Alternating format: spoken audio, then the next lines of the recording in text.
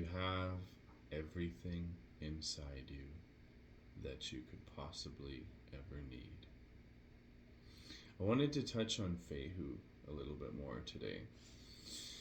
I talked about it a little bit last week in my video about the beginning of the astrological and runic new year, but let's dive a little bit deeper. Hi, I'm Hawken, a spiritual guide, coach, a Norse shaman and pagan, and I help people understand these esoteric and mystical concepts so we can relate them into our life, expand our consciousness, and live a more holistic life. So, Fehu is the first rune of the Elder Futhark, is this rune of fire, of wealth, abundance. And the ancestors treated it like this concept that quite literally means cattle, or the wealth that you take with you. And so, back in the olden days, when they traded or when they traveled and met different folk and traded with different folks, they always brought their cattle with them, or when they didn't have something like that to trade, they had other means of trade. They had armbands they could break off into little pieces of silver, and they always had the ability to trade something.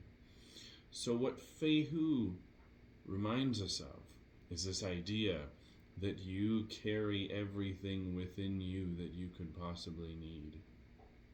It is our skills and our intrinsic ability to create the life that you want through your own self-mastery, through your own skills, your joys, and your passion projects. It is fulfillment, material gain, wealth, prosperity, money, primal force, manifesting energy, fertility, as well as creation and destruction of life. It's fire. It supports everything from the root chakra all the way through to the heart, because when our root is out of alignment, typically that is a sign of having a poor relationship with money, having an unstable foundation. At the same time, what is Fehu if not a tree branch? Right. So it's grounding. It's a tree. It's the root at the very core. And it supports everything from the root all the way to the heart, because as we look through the sacral, we have all of the things that we creatively attract through our creative passions. At the same time, the things that bring us joy. And then we have the fertility and the sexual aspect of Fehu at the same time as energy, and then at the same time, as we go up and up and up, we get to the heart. And Fehu reminds us that in order to really truly bring yourself abundance, you have to love what you do. And you have to, and when you do love what you do, you'll never work a day in your life. As much as that sounds cliche, it's so true. When you love what you do, you're less concerned with the outcome, and you're more in love with the process. You're more in love with the day-to-day, because you're less concerned about, well, what is this going to bring me? So it's also light red. It's a fire rune. It's very fiery, just like Aries energy, where it also happens to fall on the wheel of the year right next to Aries. It's female in the sense that the main deity that is connected to Fehu is Freya.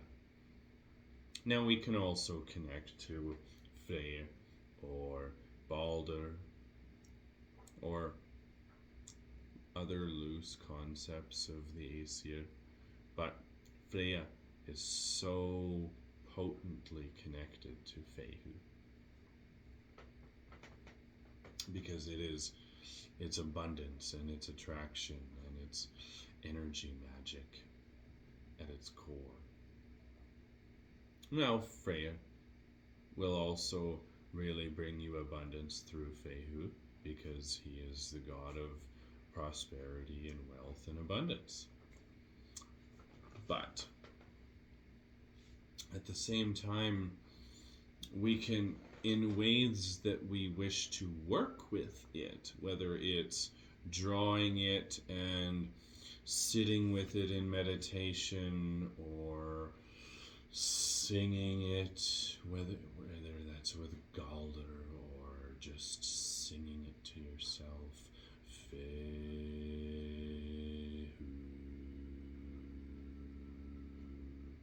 or maybe a little bit deeper. Maybe you really get into a throat singing aspect of it.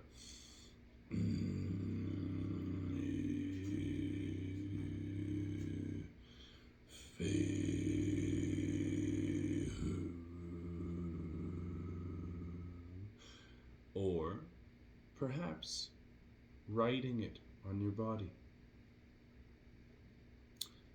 See if the left side takes and the right side gives.